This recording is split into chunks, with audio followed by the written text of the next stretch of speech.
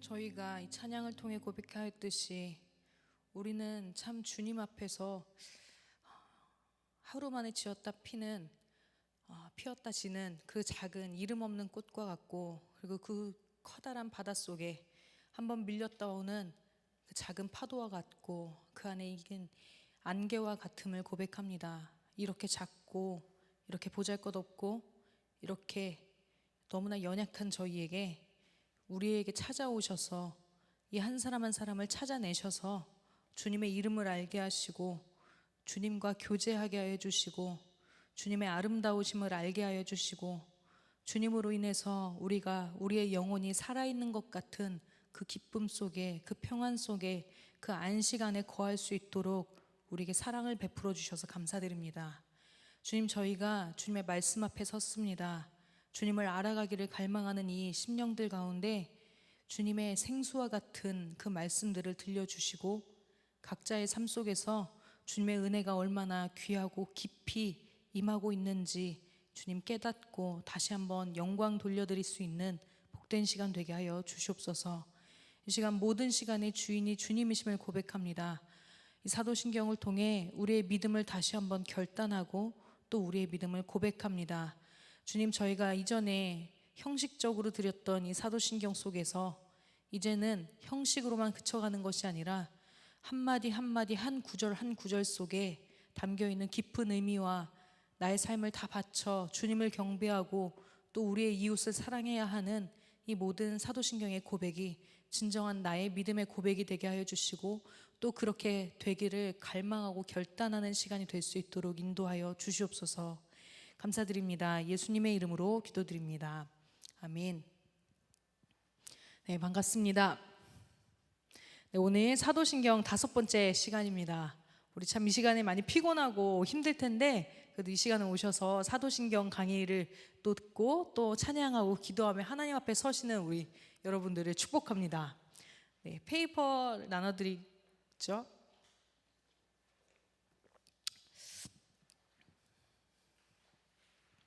오늘은 사도신경 성령으로 잉태되어 동정녀 마리아에게서 나시고 빌라도에게 고난을 받아까지 같이 함께 나누도록 하겠습니다. 우리 지난주에는 나는 그의 유일하신 아들 우리 주 예수 그리스도를 믿습니다 의 의미를 알아보고 또 고백하는 시간을 가졌습니다. 내가 믿습니다. 누굴 믿습니까? 예수님을 믿습니다. 예수님이 어떤 분이십니까?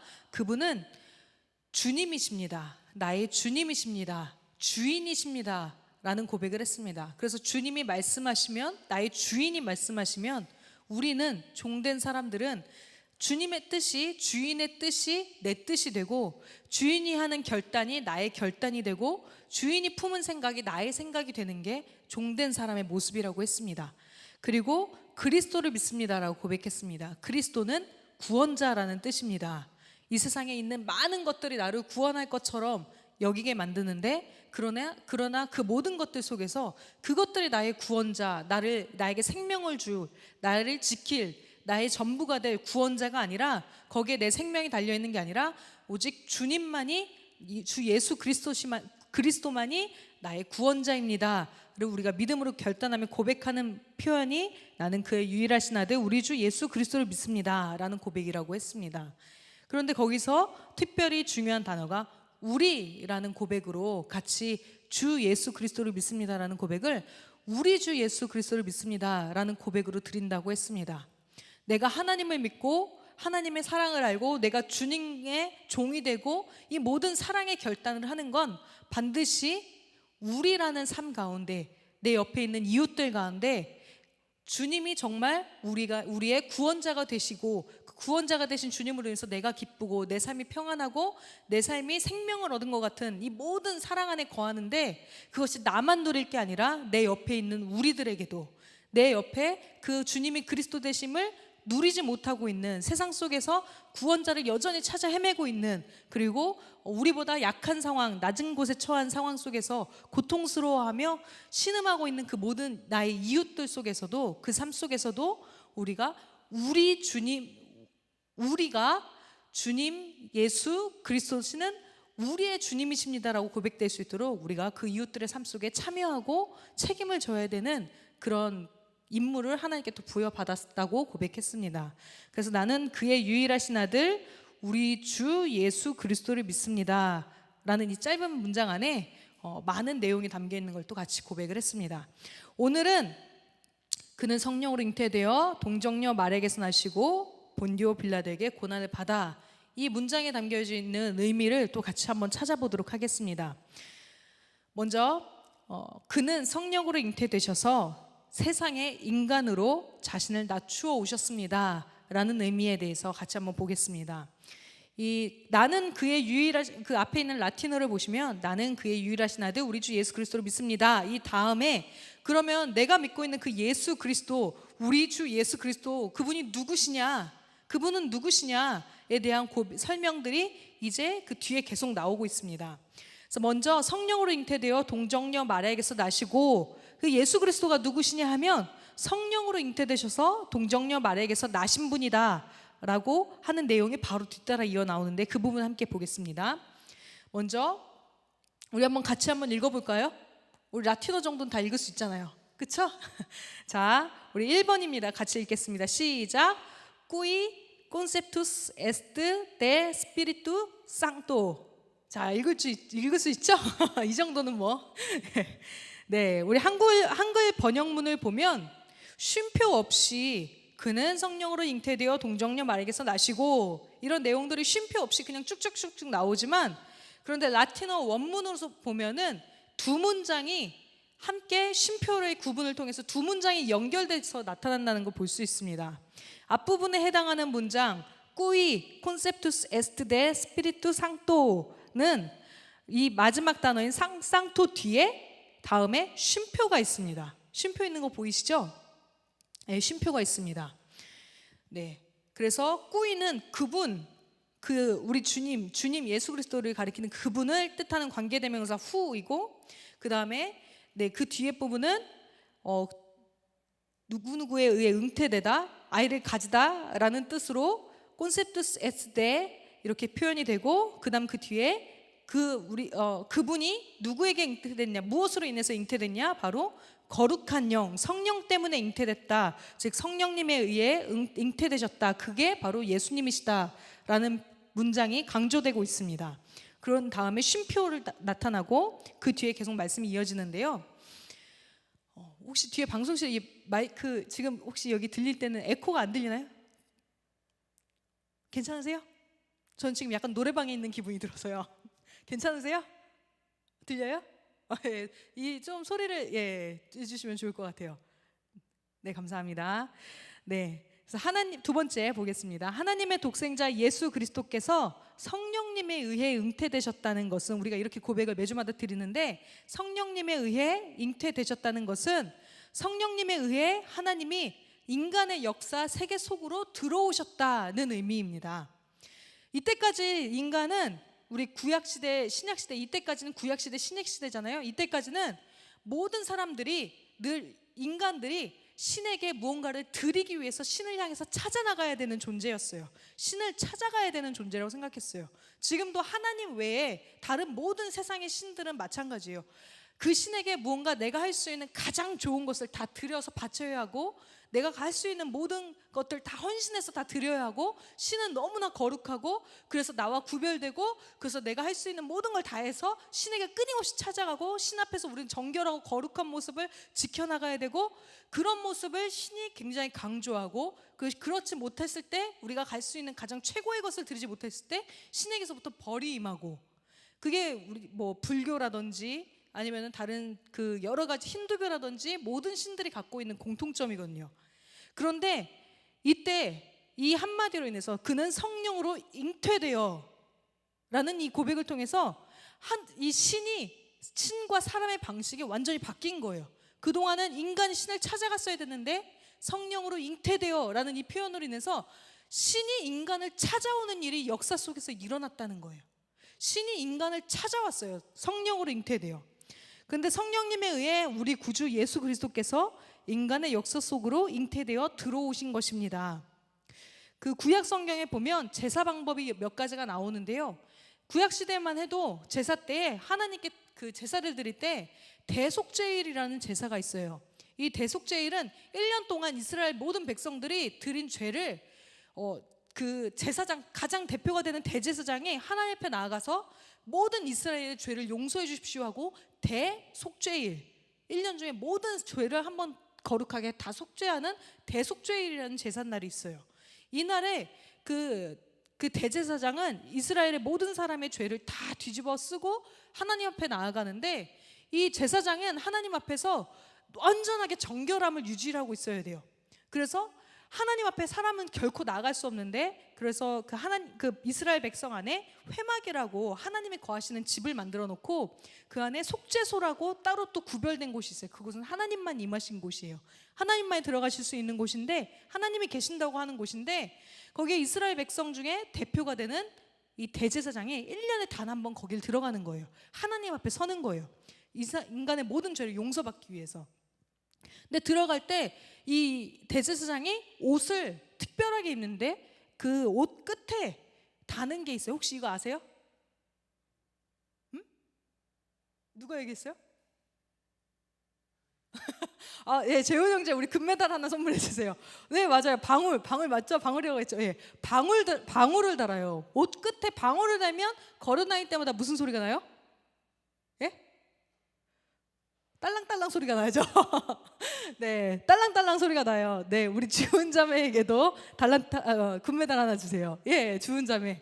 네, 방울 소리가 나요. 딸랑딸랑 소리가 나잖아요.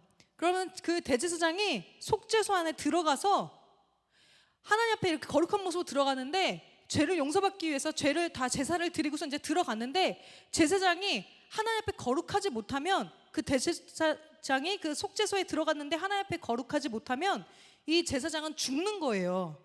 그래서 들어가기 전에 몸에 방울을 달고, 옷 끝에 방울을 달고, 그리고 허리인가에 여기 그 밧줄을 매요. 그래서 밖에서 사람들은 그 안에 들어가지 못하니까, 속죄소 안에 들어가지 못하니까 이 제사장이 묶고 있는 밧줄만 밖에서 이렇게 잡고 있어요.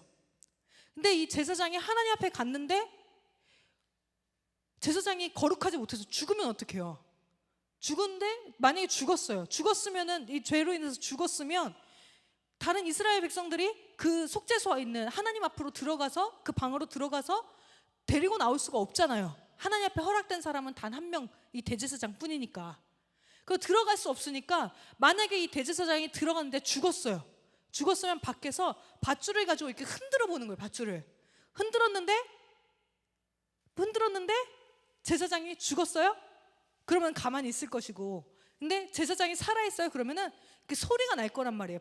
이 방울 소리가 날 거란 말이에요. 딸랑딸랑 거리면서 움직이고 있는 소리가 날 거란 말이에요.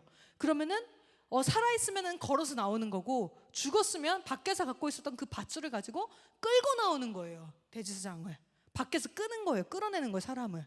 이렇게 신 앞에 나아간다는 거는 너무 거룩하고 두렵고, 도저히 사람의 힘으로는 신 앞에 나아갈 수 없고, 조금이라도 더러우면 신 앞에 나아갈 수가 없는 게 이스라엘뿐만 아니라 온 세계 모든 사람들이 지금도 갖고 있는 기본적인 종교성이에요. 그런데 하나님이 이거를 역전시키신 거예요. 이 세상 모든 사람들이 신 앞에서 설 수가 없는데, 그래서 할 수 있는 모든 것을 다해서 어떻게 신 앞에 계속 찾아가서 제일 좋은 걸 드려야 되는데, 그럴 수 없는 우리를 계속 우리는 발견하잖아요. 하나님 앞에 계속 거룩하지 못한 우리를 끊임없이 발견하잖아요. 그래서 좌절하고 신 앞에 도저히 설 수 없는 우리를 발견하는데, 그런데 하나님께서 완전히 반대로 우리가 할 수 없기 때문에, 사람이 하나님 앞에 나아갈 수가 없으니까 하나님이 인간 앞에 나아오시기 시작한 거예요. 그게 바로 성령으로 잉태되어 라는 고백입니다. 하나님이 사람을 찾아오신 사건이에요. 성자 하나님께서, 계속 보겠습니다. 성자 하나님께서 성령님의 역사 속에서 인간 세상으로 잉태되어 들어오셨습니다. 이것은 모든 세계의 역사 속에서도 너무나 가장 놀라운 일이고, 종교사적으로도 가장 놀라운 일이고, 다른 종교에서도 찾아볼 수 없는 일이고, 마땅히 생각할 수 없는 일이 일어난 거예요. 그런데 이 일은 그다지 하나님을 믿어온 사람들에게 있어서는 그다지 놀라운 일은 아니었어요. 왜냐하면 우리가 두 번째 시간에도 봤듯이 하나님의 이름은 무슨 뜻이죠? 하나님은 본인이 이름을 뭐라고 하셨죠? 나는 어떤 자? 네, 거기서 하나만 빼주세요. 어떤 자? 누가 얘기했어요? 혜리자매가 얘기했어요. 혜리자매 있는 자. 맞아요. 우리 용현제와 혜리자매에게 금메달 하나씩 주세요. 하나님이 본인을 있는 자라고 표현을 하셨어요. 우리 성경에는 스스로 있는 자다라고 출애굽기에서 이야기를 했지만, 그런데 조금 더 정확한 번역으로는 나는 있는 자다라는 표현을 하셨어요. 그 원래 원어로 보면 조금 더 정확하게 있는 자다. 어디에 있는 자라고 하셨죠? 출애굽기에서 보면 이스라엘 백성이 고난받는 그곳에 고난받는 자기 백성들을 돌아보고, 나는 그들을 보고 그곳의 소리를 듣고 그들의 신음소리를 듣고 그곳으로 내려가서 그들과 함께 하여서 그들을 하나님의 약속하신 땅으로 끌어내는 바로 그 현장에 있는 자다라고 하나님이 출애굽기 사건들을 통해서 자신의 이름을 표현해 주셨어요. 하나님의 이름은 끊임없이 성경에서 표현되기를 나는 있는 자다. 어디에 있는 자? 고난받는 나의 백성의 그 한가운데, 그들의 삶의 자리 한가운데, 그들의 소리 한가운데, 그들의 신음소리 한가운데, 그들의 삶의 역사의 그 자리 한가운데 나는 거기 있는 자다라고 하나님이 표현을 하신 거예요. 그래서 하나님께서 그 이름 그대로 나는 있는 자다라고 표현하셨던 그 이름 그대로의 일들을 창세기, 출애굽기, 레위기, 신명기 계속 역사를 계속하시면서 그 자신의 이름에 걸맞는 행동들을 끊임없이 보여주셨어요. 그래서 우리는 세상의 모든 신들이 하나님 그 신 앞에 사람들이 끊임없이 나아가야 한다고 할 때 우리는 아는 거예요. 아니야, 진짜 하나님은 반대로 일하시는 분이야. 하나님은 반대로 일하시는 분이야. 우리가 끊임없이, 우리 또한 여전히 우리의 죄책감은 하나님 앞에 거룩하게 서야지, 내가 할 수 있는 모든 최고의 삶을 들여서 하나님 앞에 나아가야지. 그런데 내 삶이 이번 주에 그러지 못했어. 너무 더러웠어. 너무 부끄러웠어. 나 이러면 안 되는데 하면서 하나님 앞에 거룩한 모습을 사모하는 모습은 좋지만 끊임없이 내 안에 있는 정죄감에 시달리면서 하나님 앞에 어울리지 못하는 나를 통해서 좌절하고 낙담하고 넘어져요. 그런데 성경은 끊임없이 보여줬던 하나님의 모습은 찾아오시는 하나님을 끊임없이 보여준 거예요. 그래서 우리가 하나님 앞에서 우리가 설 수 있는 자격은, 하나님 앞에 설 수 있는 자격은 은혜라는 그 이름밖에 없어요. 하나님 앞에 설 수 없는 나에게 하나님은 우리의 삶 속에 찾아오실 뿐만 아니라 성령으로 잉태되실 뿐만 아니라 있는 자다, 너에게 있는 자다, 너의 신음소리에 있는 자다 라고 하나님은 우리를 찾아오시는 그 하나님으로 성경은 끊임없이 우리에게 하나님을 소개해 주시고 그런 하나님으로 계시되고 있기 때문이에요.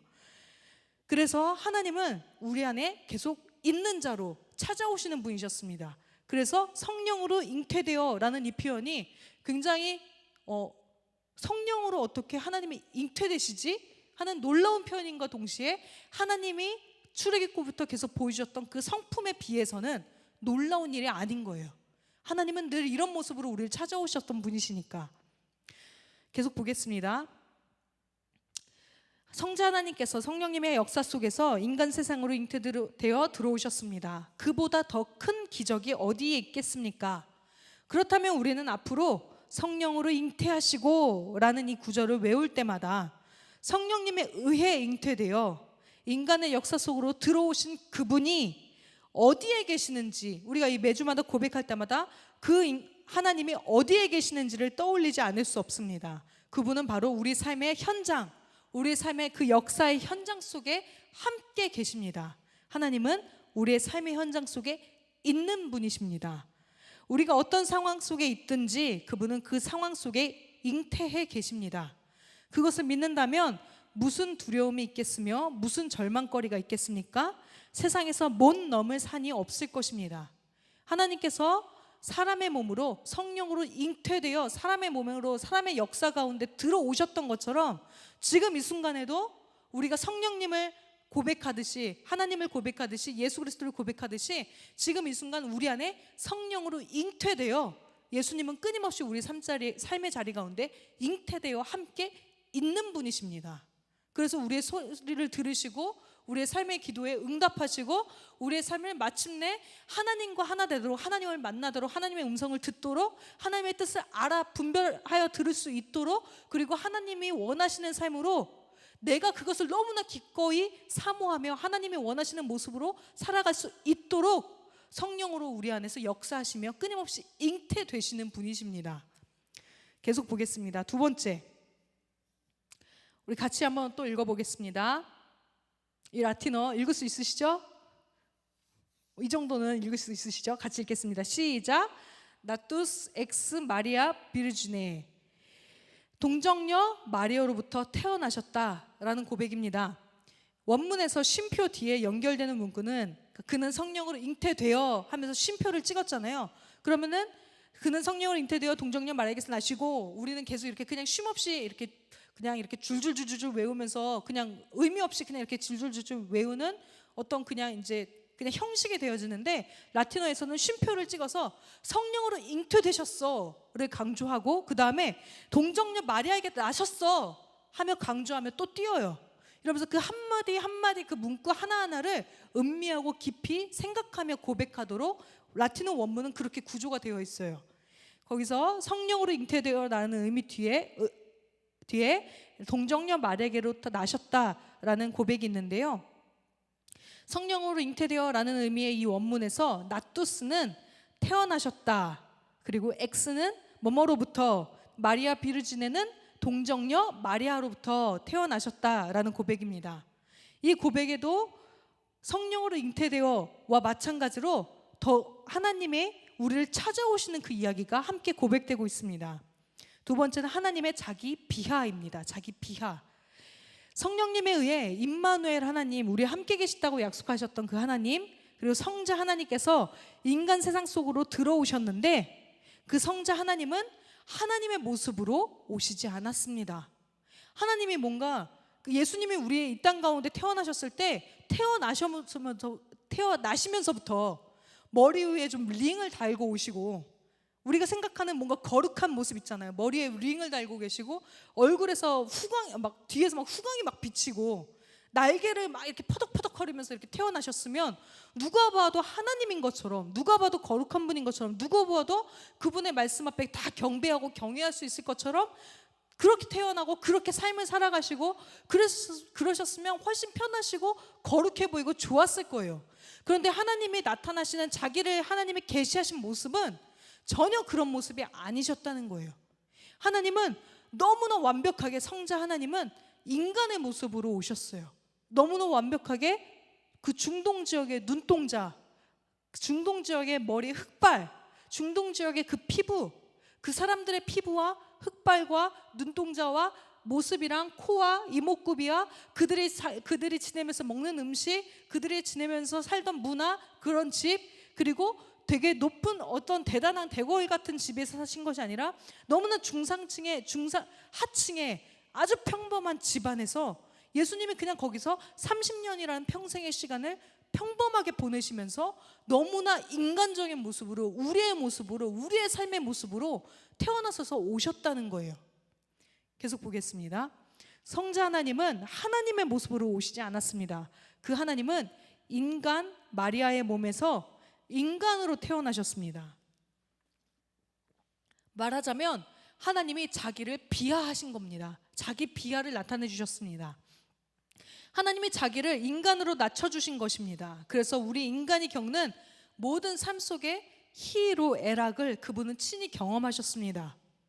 먹는 음식, 배고픔, 그리고 내일 밥을 못 먹으면 어떡하지 하는 그 두려움, 막막함, 옷을 입는 것, 다른 사람의 질투, 다른 사람의 어떤 싸움, 삶 속에서 자기 생존함을 경쟁하는 것 때문에 일어난 마음의 갈등들, 불안들, 염려들, 어머니와 자녀와 또 친구들과 형제들 간에 있는 많은 여러 가지 싸움들, 어려움들, 불편함들, 사랑들, 관계들, 우정들, 이 모든 걸 또 경험하시고, 그 모든 것, 우리가 경험하던 그 모든 것들, 그 어려움들, 고민들, 걱정들을 다 동일하게 경험하셨던 분이세요.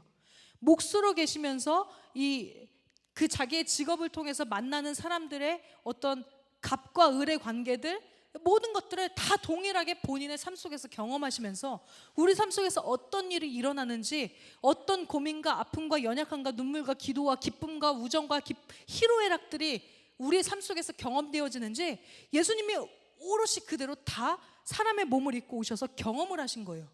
이것은 되게 놀라운 이야기지만 놀라운 이야기가 아닌 것은, 출애굽기에서부터 하나님은 있는 자다라고 표현하시면서, 자신의 이름을 표현하시면서 이스라엘 백성의 그 삶의 자리 한가운데 계속 그곳에 있으시면서 그들의 삶에 함께 하시면서 그들의 소리를 다 들으셨던 것처럼 이제는 눈에 보이지 않게 있고 계시고 함께 계시고 듣고 계시고 찾아오신 게 아니라 이제는 완전히 눈에 보이는 모습으로 사람의 몸으로 오셔서 함께 듣고 계시고 경험하시고 나의 모든 것들을 함께 나누시고 겪으신 그 예수님이 그런 모습으로 예수님이 태어나시고 살아계셨다는 거예요. 하나님이신데 하나님의 삶을 누리지 않으시고 우리의 삶 얼마나 비참해요.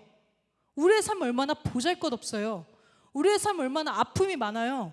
우리 삶 얼마나 눈물이 많고 즐겁고 웃음이 되고 행복하고 기쁘고 만족되는 것보다 더 많은 몇 배, 몇십 시간 이상의 눈물과 고통과 인내와 오래 참음과 아픔과 상처와 질투와 고통과 시기와 이 모든 것 훨씬 많은 것들이 우리의 삶을 가득 채우고 있잖아요. 하나님이 훨씬 좋은 그 삶을 누리실 수 있는데 그 모습이 아니라 사람의 몸으로 오셔서 하나님이 나는 거기에 있는 자다라고 표현하실 정도만이 아니라 그냥 눈에 보이지 않는 모습으로 그냥 있는 자다라고만 말씀으로 자기를 표현하신 정도가 아니라 이제 완전 사람의 몸으로 오셔서 우리의 삶 속에 진짜 있으신 거예요. 몸으로 우리의 지금 이 순간의 모든 것들을 함께 겪으신 거예요. 그렇게 하나님이 자기를 비하시키셨어요. 낮추셨어요. 그래서 예수님은 사람이 겪는 모든 희로애락을 친히 경험하셨습니다. 사람이 개나 고양이 같은 애완동물을 아무리 좋아한다고 해도 본질적으로 개나 고양이를 이해할 수는 없습니다.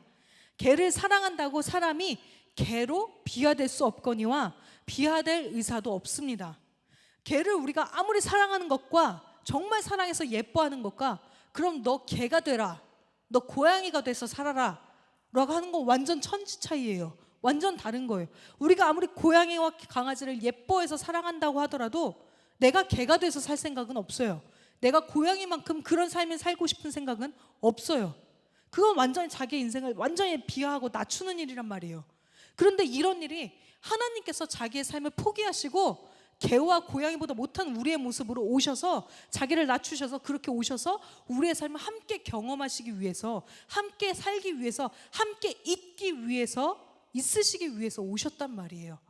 이 고백이 동정녀 마리아로부터 태어나셨다라는 고백의 의미입니다.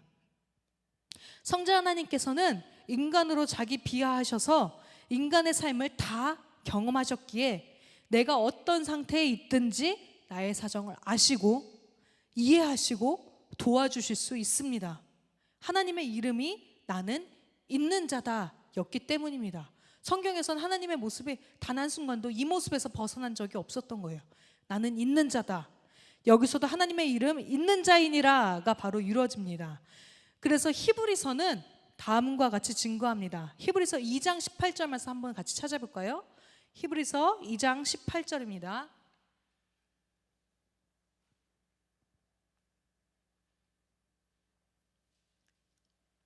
네, 가장 먼저 찾으신 권희슬 자매님 큰 소리로 읽어주세요.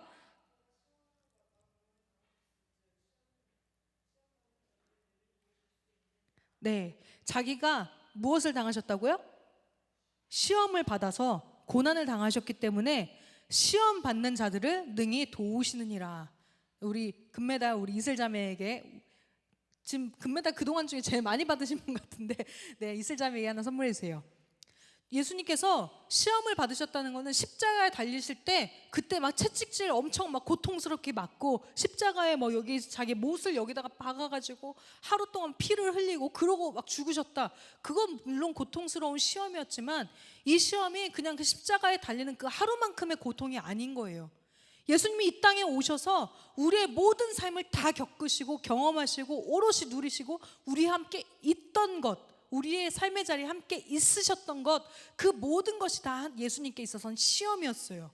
근데 그 시험을, 우리가 당하는 이 시험을 모두 다 함께 당하셨기 때문에 우리같이 우리의 삶의 자리에서 시험 받는 우리들을 우리가 기도하며 외칠 때마다, 우리가 소리 지를 때마다, 우리가 그분을 찾아 나설 때마다, 우리가 너무 괴로워서 어떻게 기도할 줄 알지도 못할 때마다 찾아오셔서 우리를 능히 도우실 수 있는 분이시다라고 성경은 일관되게 기록하고 있습니다.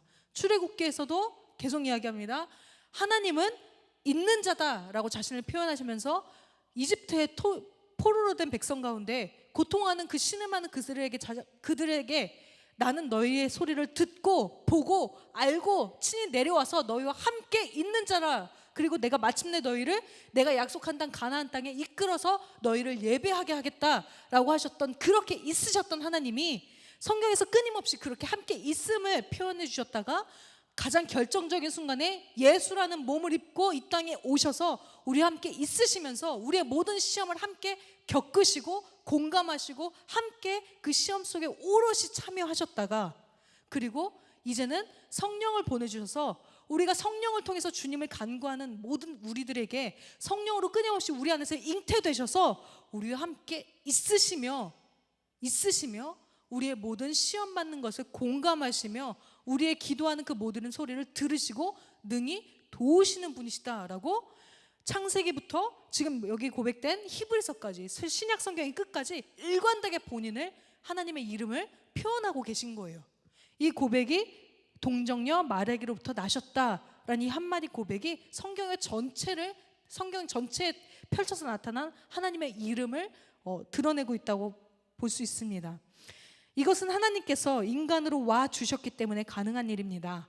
따라서 우리는 그는 성령으로 잉태되어 동정녀 말에게서 나시고 라는 고백을 할 때마다 나의 모든 것을 속속들이 아시는 그분의 위로를 받을 수 있고 그분과 동행할 수 있습니다. 내가 기도할 때 주님 제발 이거 들어주세요, 내 소리를 제발 들어주세요, 주님 너무 고통스러워요, 제발 한 번만 제 기도 들어주시면 안 돼요? 하는 그런 기도, 제발 우리가 어떻게 하나님을 계속 간절히 붙잡고 한 100번 1000번 쫓아가야 될 것 같은 불안함과 두려움이 우리 안에 밀려들지만, 그런데 오히려 성경과 하나님이 가르쳐 주신 자기의 계시는 그게 아니에요. 하나님이 오히려 먼저 우리를 찾아오셔서 우리 안에 하나님이 어떤 분이신지를 다 끊임없이 알려주시고 싶으셔서 우리의 소리를 듣고 계신 하나님을 너희가 알아라, 내가 너의 소리를 이미 다 알고 있어, 내가 너의 모든 고통을 알고 있어, 내가 반드시 너를 그 고통 속에서 자유롭게 해줄게, 그러니까 너 제발 나를 바라봐라, 나를 바라보아라 라고 하시는 찾아오시는 하나님의 소리를 더 들으실 수 있으면 좋겠습니다. 그 다음 계속 이어보겠습니다. 5번째, 우리는 사도신경을 통해 고백합니다. 나는 빌라도에게 고난을 받아 라는 예수님을 고백할 때마다 빌라도와 마리아의 사이에서 내 모습을 돌아보는 것입니다. 다음에 이어지는 문구는 본디오 빌라도에게 고난을 받아로서 원문에서는 빠수스 수 본디오 빌라도라는 고백으로 이어집니다. 일반적으로 우리가 주님에 대한 신앙을 고백하라면 대부분 예수님은 무리를 걸어서 오셨습니다, 나는 예수님이 무리를 걸으실 수 있는 걸 믿습니다, 나는 예수님이 오병이어의 역사를 없는 것에서 있게 하시는 그 역사를 나는 예수님이 하실 수 있다고 믿습니다. 그리고 나는 예수님이 문둥병 환자를 완전히 손이 썩어서 문드러져 나가버리는 그 문둥병 환자를 그 생명을 치유하시고 회복하시는 분이심을 내가 믿습니다. 그리고 죽은 자를 살리시는 분이심을 나는 믿습니다. 우리는 예수님에 대해서, 하나님에 대해서 신앙을 고백할 때 그런 내용들을 가지고 하나님을 고백하곤 합니다. 그런 내용이라고 생각할 것입니다. 그런데 사도신경은 우리의 믿음이 무엇인지를 완전히 압축시켜서 우리가 믿는 것은 이것이야 하고 정리해놓은 이 사도신경의 고백은, 믿음의 핵심인 사도신경에는 예수님이 살면서 행하신 이런 기적의 이야기는 하나도 등장하지 않습니다. 그 의미는 진정한 의미의 기적이 아니기 때문입니다. 앞에서 말했던 무리를 걸으시고 오병이어의 역사를 일으키시고 우리의 모든 삶은 온통 이것에 달려있잖아요. 우리의 모든 삶은 주님 어떡하면, 주님 제발 제 삶 속에서 오병이어 기적 좀 일으켜주세요, 주님 제 삶 속에서 제발 죽은 자 같은 나를 좀 살려주세요, 주님 어떻게 해서는 좀 나를 좀 낫게 해주시고 내 삶을 좀 어떻게 앞길을 좀 예비해 주시고 좀 평탄케 해주시고 열어주시고, 이게 우리 삶의 가장 최고의 기적인 것처럼 거기에 모든 하나님을 다 그 안에 가둬놓고 그런 하나님만을 계속 찾고 그런 기적만을 구하면 찾고 있잖아요. 그런데 사도신경에는 오히려 이런 정도의 기적의 내용은 다 치워버리는 거예요. 이게 제일 중요한 게 아니라고 이야기를 하고 있어요. 그런 것은 진정한 의미의 기적이 아니기 때문입니다. 어떤 종교에도 그런 이야기는 이미 다 들어있습니다. 다른 나라에 뭐 일본에 가도 불교에 대한 이야기에도 뭐 죽은 사람은 아니지만 뭐 아픈 사람들이 병을 치료받고 귀신이 쫓겨나가고, 이거는 다른 종교에도 다 등장하는 공통된 이야기예요. 그러면 그런 기적이 아닌 진짜 기적은 뭔가? 우리가 믿고 있는 진짜 최고로 고백하는 이 신앙은 무엇인가? 천지를 창조하신 하나님께서 나병 환자를 고치신 일이 무슨 기적이겠습니까? 기적은 천지를 창조하신 하나님께서 인간의 모습으로 인간 세상에 오셨다는 것입니다. 모든 종교는 신에게 나아가기 위해서 자신을 희생하고 그 신 앞에 계속 엎드리는데, 그런데 그게 아니라 이 종교는 완전히 반대로 거꾸러져 있는 거예요. 하나님이 나에게 찾아오시고 하나님이 나의 삶의 고통을 이해하기 위해서 나의 삶의 자리로 오셔서, 인간의 모습으로 오셔서 인간의 삶을 똑같이 30년을 살다 가시고, 그래서 내가 신음하는 그 소리를 하나님 앞에 올려드릴 때마다 내가 안다, 내가 너의 소리를 듣고 있다, 내가 너에게 응답하고 있다라는 것을 어떻게든 알게 하시기 위해서 성령으로 우리 안에 계속 끊임없이 잉태되고 싶어 하신다는 거예요. 끊임없이 성령으로 우리 안에 일깨워 주시면서 주님 앞에 나아오도록, 내가 너를 알고 있다라는 것을 끊임없이 우리 안에 감격하게 하시도록 우리를 찾아오시는 신이에요. 이게 사도신경이 고백하는 하나님에 대한 이야기입니다. 완전히 다른 종교와 반대죠. 우리가 신 앞에 찾아가는 게 아니라 신이 우리를 찾아내시는 이야기, 신이 우리의 삶의 자리로 찾아오시는 이야기가 바로 사도신경이 고백하는 하나님에 대한 신앙의 고백입니다. 기적은 하나님께서 하찮은 인간의 죄를 지고 십자가에서 고난받고 돌아가셨다는 것입니다. 기적은 하나님께서 죽음을 깨뜨리고 부활하셨다는 것입니다. 하나님께서 우리 삶에 가득한 이 죽음을 깨뜨리시고 우리의 삶에 끊임없이 죽음을 주는 이 세상의 권세를 깨뜨리시고 부활하시고 생명을 보여주시면서 이 세상에 생명이 있는 게 아니라 하나님께 생명이 있다는 것을 우리 가운데 보여주시는 이 사건이 진정한 기적입니다. 그보다 더 큰 기적은 없습니다. 그래서 정작 우리가 기적이라고 생각하는 것들, 우리가 하나님 앞에 매달리면서 우리의 삶이 그거에 다 달려있는 것 같다고 생각하는 그 기적의 내용들은 오히려 정작 사도신경에는 들어가 있지도 않습니다. 세 번째 보겠습니다. 한글 번역문 본디오 빌라도에게 고난을 받아 쉼표 십자가에 못 박혀 죽으시고 쉼표 장사한 지는 사실은 우리가 고백할 때는 한 문장으로 그냥 쑥 읽어서 이야기하는데, 그런데 여기에는 이렇게 한마디 한마디 한 구절 한 구절의 중요한 의미, 성경의 큰 내용들이 이 한 단어 한 단어에 담겨 있기 때문에 쉼표로 라틴어 원문에선 끊어가면서 그 의미를 강조하며 넘어가고 있습니다. 두 번째, 빠수스수 본디오 빌라도라고 고백하는 본디오 빌라도에게 고난을 받아라는 이 고백은, 앞에 보면은 이 사도신경은 삼위일체 하나님에 대한 신앙 고백이잖아요. 우리가 처음부터 계속 들어왔던 것처럼 하나님 아버지, 나는 이런 하나님 아버지를 내가 믿습니다, 나는 이런 예수 그리스도를 믿습니다, 나는 이런 성령 하나님을 믿습니다 라는 세 가지 내용으로 구성됐다고 얘기했는데, 그런데 삼위일체 하나님에 대한 신앙 고백 내용 중에 사람의 이름이 딱 두 가지가 등장합니다. 마리아와 본디오 빌라도라는 이름이 등장합니다. 그런데 되게 놀랍게도 이 이름이 두 가지가 등장하는데, 이 이름이 뭐 더 떨어져서 이렇게 등장하는 게 아니라 마리아의 이름이 나오고 그 다음 바로 이어서 동정녀 마리아에게서 태어나시고 그 다음 바로 이어서 본디오 빌라도에게 고난을 받으사 라고 바로 이어서 이 두 가지 이름이 대비되면서 등장하고 있는 거예요. 사도신경에는 이 두 사람의 이름은 대조되는 이름입니다. 마리아는 어떤 사람이었습니까? 하나님께 순종함으로써 존귀한 인간이 되었습니다. 우리 누가복음 1장 한번 같이 찾아보겠습니다. 누가복음 1장 34절에서 38절입니다.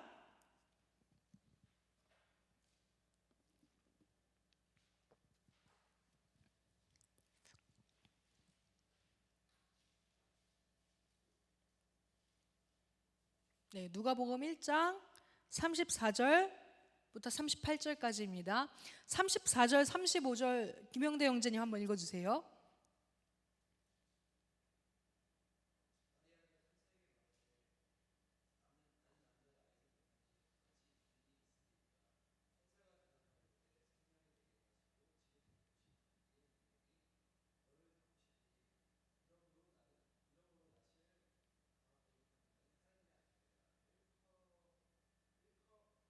일컬어지리라. 네, 그다음 그 옆에 송원혁 현장님 그 뒤에 계속 읽어주세요. 38절까지.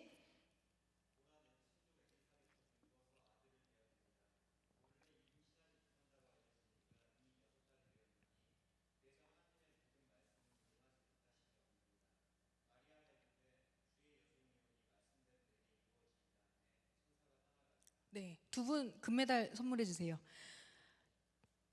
마리아에게 천사가 나타나서 성령으로 잉태될 것이다 라는 걸 이야기하는 장면이었어요. 그런데 천사가 나타나서 마리아에게 이런 일이 있을 것이다. 그리고 너의 친족 엘리사벳에게도 아이가 잉태되지 않았냐, 아이를 낳을 수 없는 그 가정 가운데 아이가 낳지 않았냐, 이거는 하나님이 하신 일이다 라고 천사가 이야기해 주는 거예요. 그 엘리사벳의 그 아이가 임신한 아이는 세례 요한이었어요. 그 친족, 서로 이제 친척인데, 근데 마리아에게 나타난 천사가 성령으로 잉태될 것이다 하고, 보통 우리가 생각하는 하나님이면 그 권능으로 나타나셔서 너는 이 아이를 받아라 라고 강제로 이야기하실 수 있는데, 그런데 마리아에게 나타나셔서 하신 말씀은 성령으로 잉태될 것이야. 그런데 너의 인생 가운데 이런 일이 일어나도록 네가 순종하겠니? 라고 하나님은 천사를 통해 먼저 물어보셨어요. 너의 인생을 성령에게 드리도록, 너의 인생이 성령으로 역사하는 그 일이 일어나도록 너의 인생을 한번 드려보겠니? 라고 먼저 요청하신 거예요. 그랬더니 마리아가 어떻게 했어요? 마리아, 우리 38절 같이 읽겠습니다. 시작. 마리아가 이르되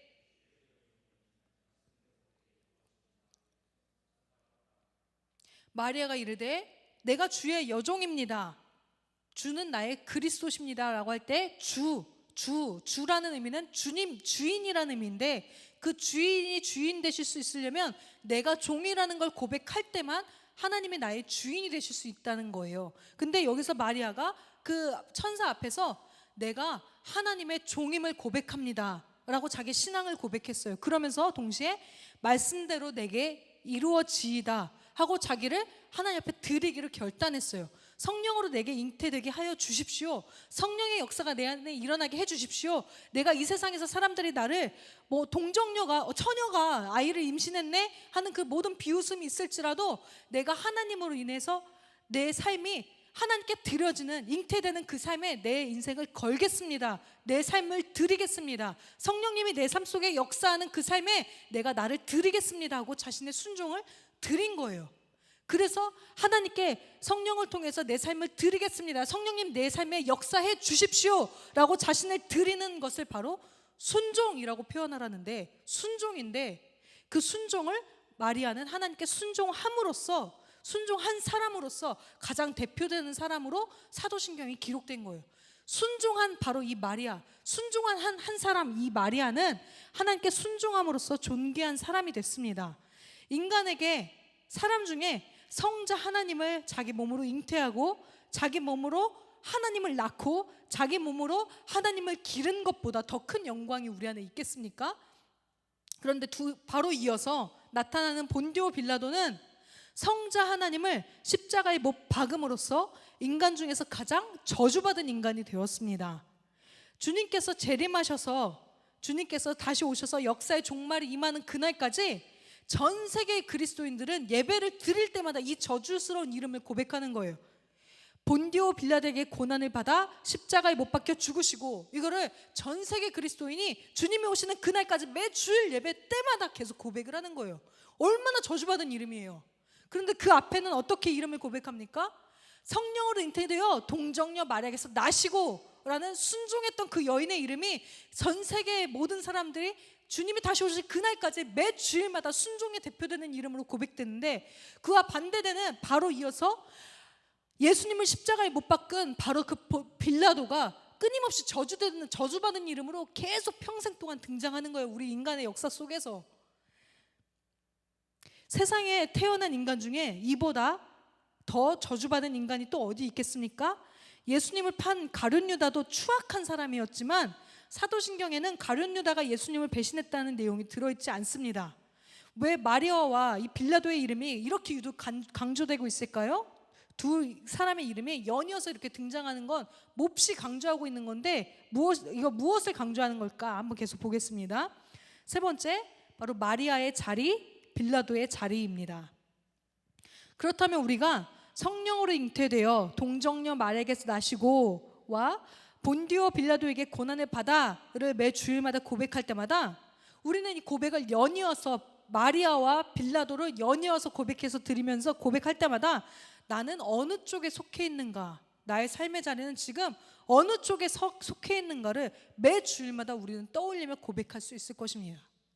그래서 라틴어 원문에서는 쉼표를 찍어서 이 한마디 한마디를 생각하며 넘어갈 수 있도록 사도신경을 고백할 때마다 이 한마디 한마디에서 내 삶의 자리가 어떠했는지, 하나님이 나에게 어떤 분이셨는지, 그럼 나의 삶 속에서는 나는 마리아 편에 순종하는 마리아 편의 삶을 살았는지, 아니면 예수님을 못 박는 빌라도의 편에서 한 주간을 살았는지를 비교하면서, 이 고백하면서 나를 계속 떠올려 보는 거예요. 이 삶 속에서 나의 모습을 사도신경을 고백할 때마다 마리아와 같은 순종의 길을 걷고 있는지, 혹은 본디오 빌라도처럼 해서는 안 될 것을 알면서도 내 욕심이나 주변 사람들의 압력 때문에 진리와 어긋나는 길을 한 주간 가고 있었던 것은 아닌지, 이 두 이름이 대비될 때마다, 사도신경을 주일마다 고백할 때마다 스스로 점검해 보아야 합니다. 실제로 예수님을 못 박은 사람들은 빌라도가 아니었어요. 빌라도는 어떻게 보면 되게 억울할지도 몰라요. 사람들이 하도 몰려들어서 빌라도에게 이 못 박아라 하니까 그 빌라도는 로마 사람이기 때문에 이스라엘 사람들은 그 당시에 이제 로마에 점령당해서 속국이었기 때문에 이 자기 나라 사람들을 어떻게 재판하고 처리할 수 있는 권리가 이스라엘 사람들에게는 없었어요. 근데 로마 사람인 이 빌라도가 와서 대신 재판해주고 대신 판결해주는 일을 하고 있었는데, 그래서 빌라도는 사실 예수님에 대해서 심판한 일을 다 덤터기 쉬운 거예요.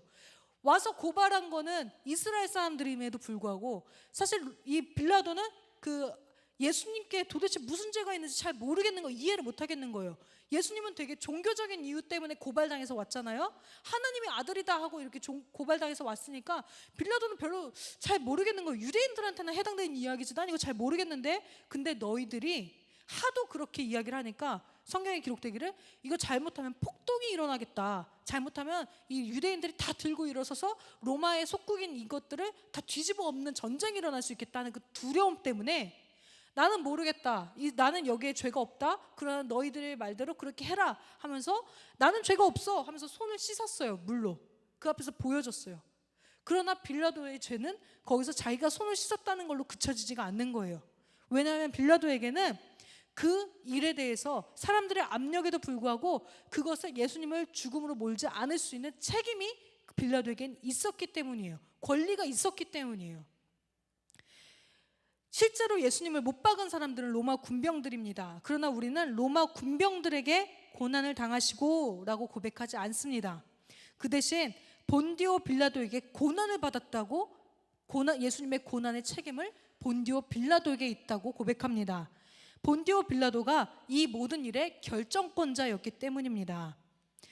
아담과 하와 중에 여자가 먼저 범죄했습니다. 우리가 잘 알다시피 아담과 하와 중에 선악과를 따먹고 뱀의 유혹을 받아서 그 유혹에 넘어간 사람은 여자였습니다. 그러나 하나님께서는 그것을 여자의 죄로 보고 물으신 게 아니라 아담에게 찾아가서 아담의 죄라고 물으셨습니다. 사도 바울도 나중에 신약성경에서 이야기하기를 그 죄를 아담의 죄 때문에 죄가 세상에 들어왔다고 증언하지 여자의 죄 때문에 죄가 세상에 들어왔다고 말하지 않습니다. 하나님께서 선악과를 먹지 마, 먹으면 정령 죽는다는 그 말씀을 여자에게 하신 것이 아니라 아담에게 하셨기 때문입니다. 그 말씀을 먼저 받은 사람, 그 말씀에 대한 책임이 있는 사람은 아담이었어요. 예수님을 못 박았지만 예수님에 대한 책임권이 있었던 사람은 로마 군병들도 아니고 이스라엘 유대인들도 아니라 그 책임을 모면할 수는 없지만 그 사람들이 아니라 책임권자였던 사람은 바로 빌라도였어요. 그래서 우리가 고백할 때 예수님을 고난당하게 한 사람은 빌라도라고 이야기합니다.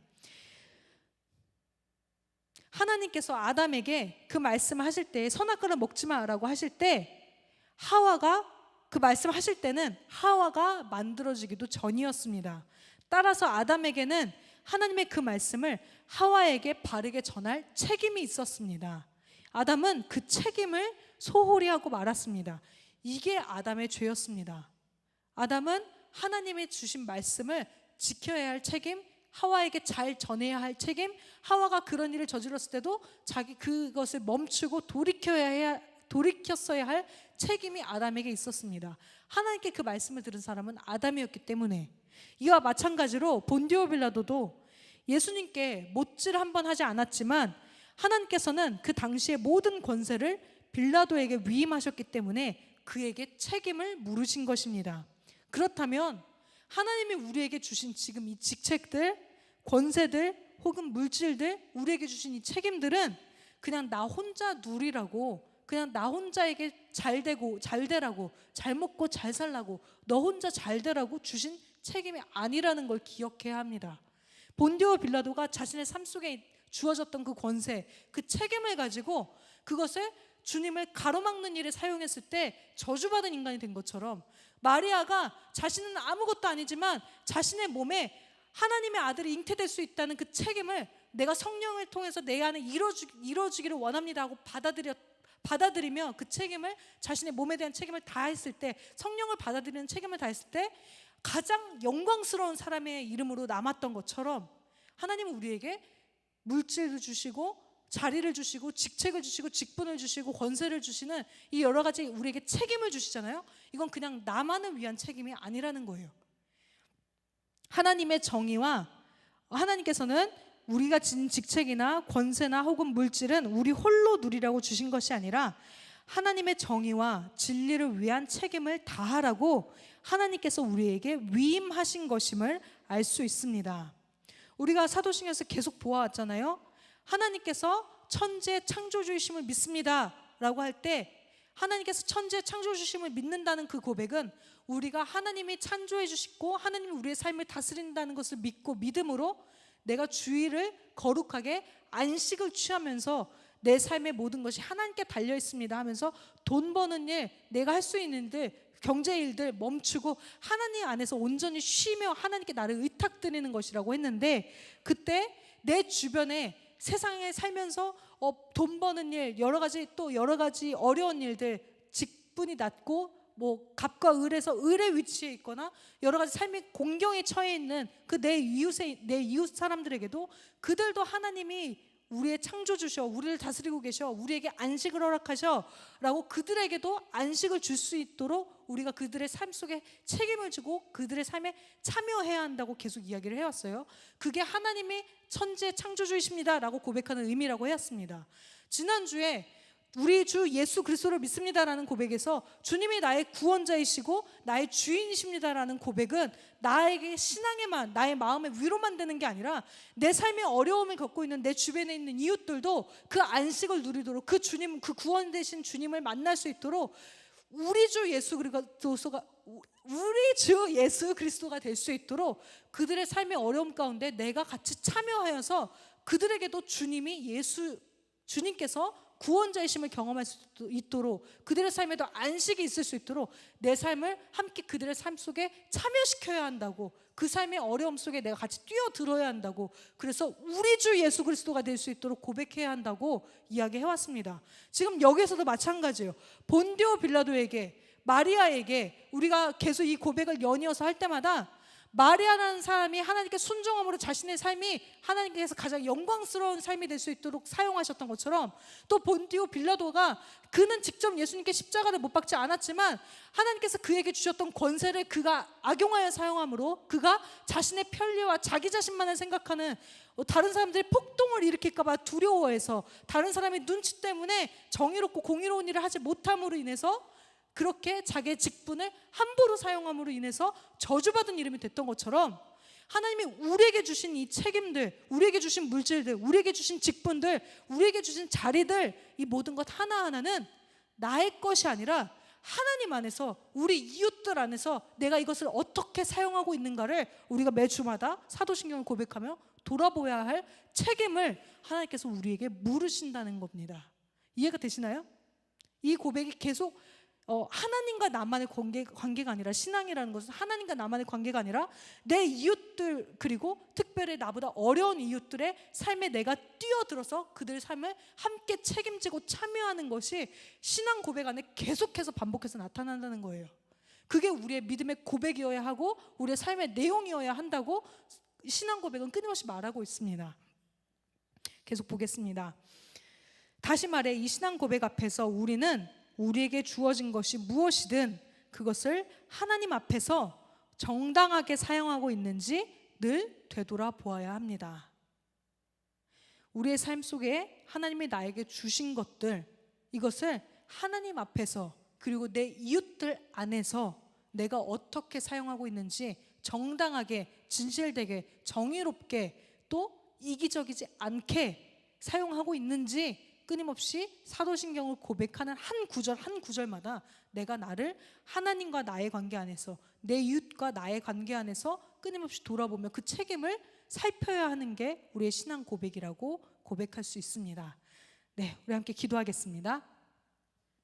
하나님, 이 시간 하나님께서 성령으로 잉태하여 우리 안에 오셨고, 그리고 끊임없이 하나님의 이름이 있는 자이신 것처럼, 우리의 삶 가운데 있으셨던 것처럼 성령으로 이 땅 가운데 인간의 몸으로 오셔서 우리의 모든 삶에 신뢰하는 소리를 들으시고 함께 계시며 우리의 모든 시험과 고통당하는 것을 함께 공감하시고 이미 익히 아시는 주님이시라고, 우리의 삶 속에 찾아오신 주님이시라고 우리가 고백하였습니다. 주님, 그 하나님으로 인하여서 우리가 참된 위로를 얻습니다. 우리의 삶의 모든 소리를, 이렇게 작고 연약한 미물인 우리를 아시는 주님께 우리의 삶이 위로를 얻습니다. 주님, 그러나 이 위로받은 것으로 그치지 않고 이 위로와 이 받은 사랑을 주님 다시 우리의 삶에 있는 우리의 이웃들에게, 그들에게도 우리 주 예수 그리스도시라고, 그들에게도 안식이 있다고, 그들에게도 나의 삶에 가진 것들을 다하여서 함께 좋으신 주님을 나눌 수 있도록 우리 이웃들 가운데 우리의 주님을 전하고 주님의 모습으로 내가 그 이웃들의 삶 속에 참여할 수 있는, 그래서 내가 주님의 이름처럼 그들의 삶 속에 있을 수 있는 자가 될 수 있도록 주님, 우리의 믿음을 또한 단련시켜 주시고 연단시켜 주시옵소서. 매주마다 사도신경을 고백하고 배워갑니다. 주님, 우리가 이 사도신경의 이 짧은 고백 속에서 다 깨우칠 수 있는 것은 너무나 작지만, 그러나 주님, 이 주님의 크심을 우리가 감히 다 알아갈 수는 없지만 조금씩 조금씩 주님에 대한 고백을 알아갈수록 우리 삶이 더욱 자유롭게 하여 주시고, 주님의 너무나 깊은 사랑 때문에 우리의 마음이 요동하거나 흔들리지 않고 너무나 큰 사랑의 주님 안에 안겨 살아갈 수 있도록, 안식하며 살아갈 수 있도록 주님, 저희를 주님의 크신 사랑 안에 잠겨 살아갈 수 있도록 인도하시고 품어 주시옵소서. 감사드립니다. 예수님의 이름으로 기도드립니다. 아멘. 네, 오늘도 수고 많으셨습니다. 우리 다음 주에 다시 한번 또 만나도록 하겠습니다. 안녕히 돌아가십시오.